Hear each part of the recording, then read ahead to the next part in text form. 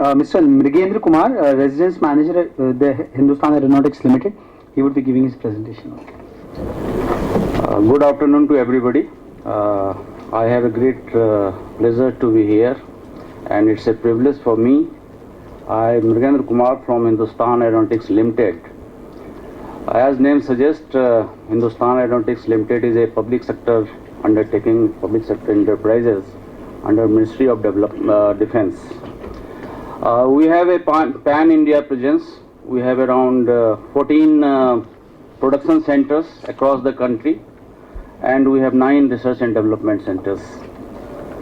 As far as aerospace or product is concerned, be it fighter aircraft, be it helicopters, be it transport aircrafts, all segment of products we manufacture in HAL. HAL has a legacy of around 64 years, and in 64 years, having a status of Navratna, we have the turnover, last year turnover we have around 15,126 crores with a profit before tax of around 3,400 crores. Our main customer is Indian Air Force, with whom we are working very closely since last so many years. Apart from Indian Air Force, other services like Indian Army, Indian Navy, Indian Coast Guard, they are our preferred customers. They are very reputed customers for us, with whom we are working very, very closely. Before this session, a lot of our friends, they had been telling about transfer of technology and what are the pitfalls in transfer of technology syndrome. And yes, I do agree, as an organization, as a citizen of the country, there are a lot of pitfalls in transfer of technology syndrome. As a company also, many products in last 64 years we have manufactured under the transfer of technology syndrome agreement with the different OEMs across the world, largely Russian manufacturers, mixed series of aircrafts. Right now Sukhoi aircrafts we are manufacturing with the Russian collaboration and participation under the transfer of technology agreement, intergovernmental agreement what we say. Prior to that we had Western technology, that is the Jaguar, what we manufactured around 80s. And many products we have taken based on the transfer of technology product. And definitely transfer of technology has many shortcomings and many problems, but that was the compulsion for the country as a whole. But that compulsion slowly it is eroding. There is no doubt in that. Scenario in the country, it is changing. I am observing since last 3 to 4 years, lot of debate, lot of discussion is going on. Indigenous technology, self-reliance, and in all these goals, there is no doubt that key is the technology. Thrust area is technology. So as a company also, I will just make you acquainted that Hindustan Aeronautics Limited, which works very closely with DRDO, which is the apex R&D centers for the defense, not only for the Air Force, for the Army, Navy and all this. So proudly I can say it, we work very closely with DRDO in many programs. Like, as a citizen of the country, all of us must be proud that Tejas Light Combat Aircraft, which is the success story of DRDO, which is the brainchild of DRDO, and in participation, in collaboration with many industry, including HAL, BEL, many, DPSUs, Midhani, all the DRDO labs, CSIR labs, institutions, IITs and many institutions, they came together and synergy was generated, and that product was conceived, and today it has been a realized product. So still lot of glooms had been there in the past, but when we go in the LCA aspect, as a country, as a nation, we must be proud. We have done it in a synergistic way. We have done it in a very, very collaborative way. So I was listening very carefully to all the speakers and all the audience, their concern, their enthusiasm, and I don't have any doubt that if that sort of synergy model, and I am very confident under the leadership of Dr. Satish Kumar ji and our SA2RM Dr. Avinash Chandra ji, because many meetings I have attended in DRDO, and we have a very close participation with DRDO scientists in many areas, because we work with HADA at Bangalore, ADE, GTRE, many institutions are there, and we see the tempo, we see the energy level, we see the degree of commitment, sincerity of these scientists. I don't have any hesitation in saying that definitely what mission, what motives, what goal it has been set as a country, as a DRDO, definitely we industry like DPSU, HAL, BL, Midhani, many, and private industry also, now it has been open to private industry also. So they will be definitely joining hands, synergy will be generated, and over and above, interestingly, the enthusiasm and dynamism what I am observing in the academia, which was missing for a decade ago, you people are coming forward to join hands, definitely as a country, as institutions, will achieve the goal of the self-reliance. So just giving just bit of information about HAL. As I told you, we have around 14 production centers and 9 R&D centers. All product parts, not only aircraft, aerostructures, engines, these are the main parts. We are manufacturing other subsystems, LRUs like flight control system, that is a very important aspect, avionics, cockpit instruments, display systems, communication systems, radar. We are manufacturing all, more or less every product which goes into aircraft, we are manufacturing. Right now in product range, our Sukhoi is the main thrust area, because country is in need of the fighter aircraft, reduction in the squadrons, we are just trying to accelerate the productions. Apart from that, interestingly, India is the only country, Air Force is the only service, Indian Air Force, and HAL is the only company which is giving a product life support of the product like Jaguar, which is a product of 70s, must have been developed in 60s. We started manufacturing from 80s, and today I discuss with my Indian Air Force friends, they say very proudly, what used to fly years ago Jaguar, that Jaguar is not it. It is a changed Jaguar, because lot of upgradation has been done in the product. It is the capability as a country, as a institution, as a industry, as a customer, as a service, we have developed it. So Jaguar, with all the Darin 2, Darin 3 upgradation, it's an entirely new product. It has a new radars, new engine is being thought, cockpit instruments has been changed, many changes have been done. That gives us the strength and confidence that we can develop, we can, with the synergy, with the customer synergy, with the institutional synergy, with the academia synergy, definitely we can do it. R&D, as I told you, it is the focus for Hindustan Aeronautics Limited. If you see the entire defense public sector undertakings, we have a turnover, I don't remember exactly, our turnover is 15,000 crores, BL turnover is around 6,000 crores. We too are the biggest turnover contribution in the defense public sector undertaking. But as far as R&D expenditure is concerned, which is a measurement, which is a benchmark, how much as the organization we are focusing the R&D. So our R&D expenditure is around 8 to 10% of our total turnover. So that indicates our commitment, our motive to promote the research and development ecosystems in aerospace, not only inside the organization, outside the organization also. I'll be happy to tell you, we have a very good association with premier institution as on date, like we have established our chair in IIT Kanpur long back. at IIT Roorkee, at IIT Kharagpur, at IIT Mumbai and IIT Chennai.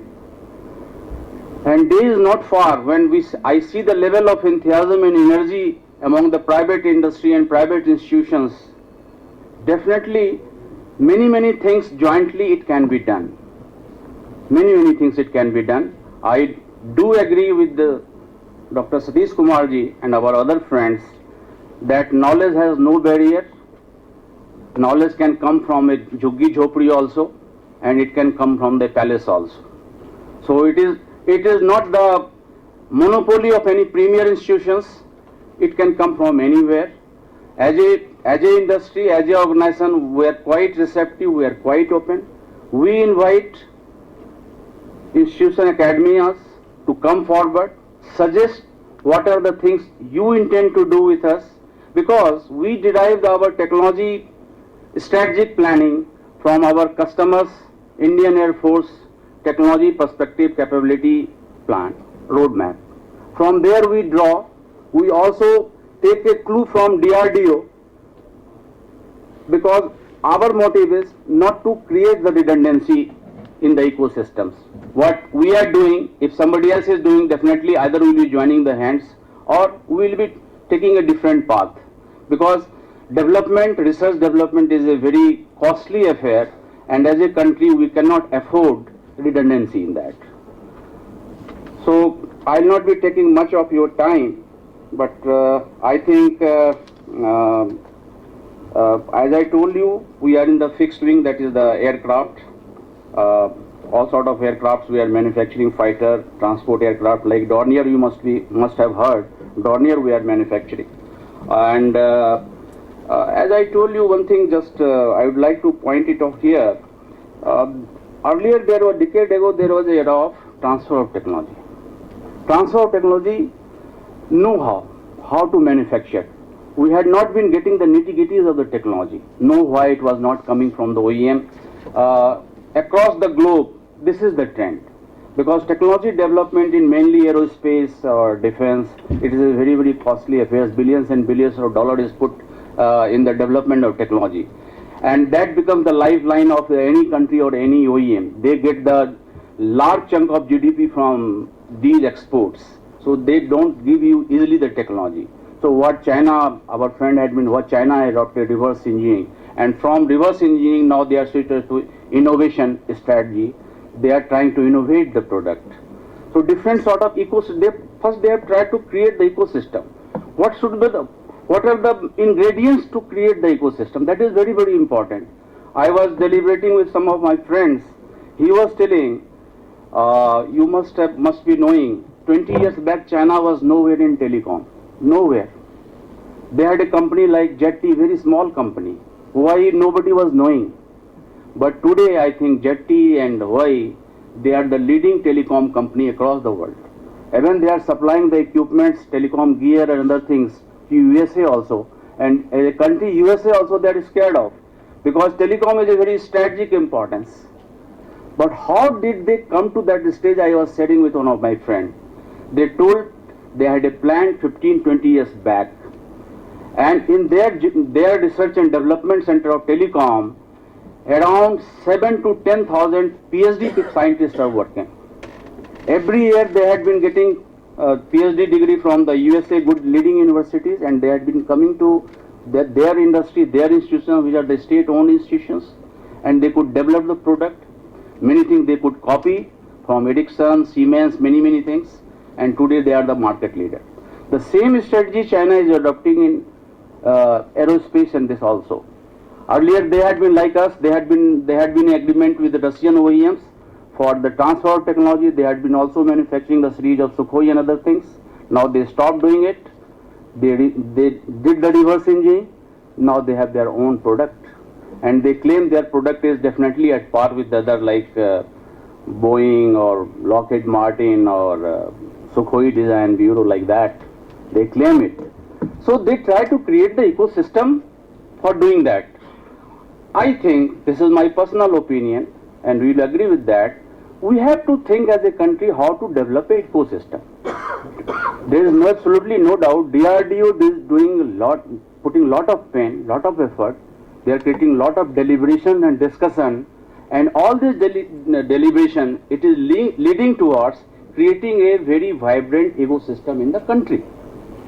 And in this creating the ecosystem, industry alone like HAL or BEL or DRDO, because task is so Herculean task, few institutions, few industry, few labs, we cannot do it alone.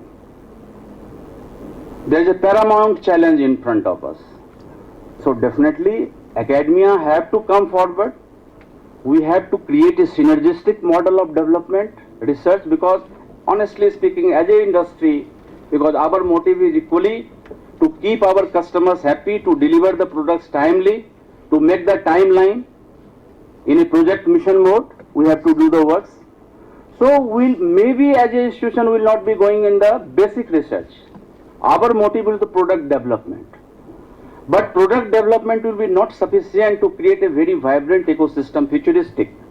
The nature of technology, whatever Indian Army friend and Air Force friend they had been showing. So to have that, definitely collaborative model of the research, it is required. Idea already has been deliberated. There should be some corpus, like in HAL, what we have done, we have generated a corpus, and that corpus we have made it a 0.2% of the profit after tax. That corpus is available, and whosoever wants to do the research or product development, from that corpus money is given to them. As on date, we are also in a process of framing the design policy of the company. We are drawing the clue from DRDO and other prestigious institutions, and we are trying to make a framework. In that framework, possibly, definitely we will invite academia, come forward, we will fund the project if it is of the interest for the HAL or maybe for the national requirement. Definitely, HAL can come forward and fund the projects. But that initiative, it has to come from the academia also.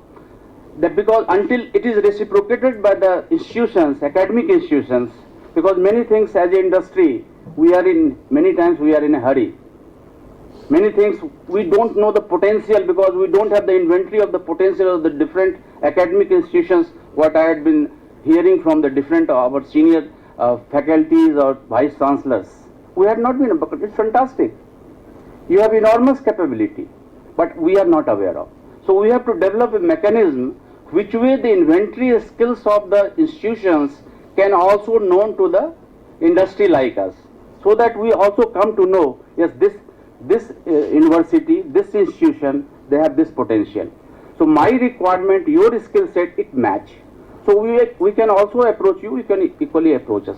So that sort of reciprocating model, sir, it is required to be evolved, and sir has rightly said that sort of synergy, because hundreds and hundreds of engineering institutions are there. Maybe we cannot approach all the institutions. So possibly what sir has suggested, we should try to create a regional network. In one region, one university or two, like what he was giving the example of multi-university model of USA. So that sort of approach, I think that will be a useful approach for us, where industry and institutions, academics, we can just join hands, we can collaborate, and definitely results will be very, very, will be successful. And for anything, if you have any keen interest, you have some idea, you want to do something, you can approach us. We have our website, and as a company person, I am available here in Delhi. I'll give my address and visiting card to the organizer, and any idea you can always, we are quite receptive, quite open, so you can always contact us. Thank you very much. Thanks to organizer.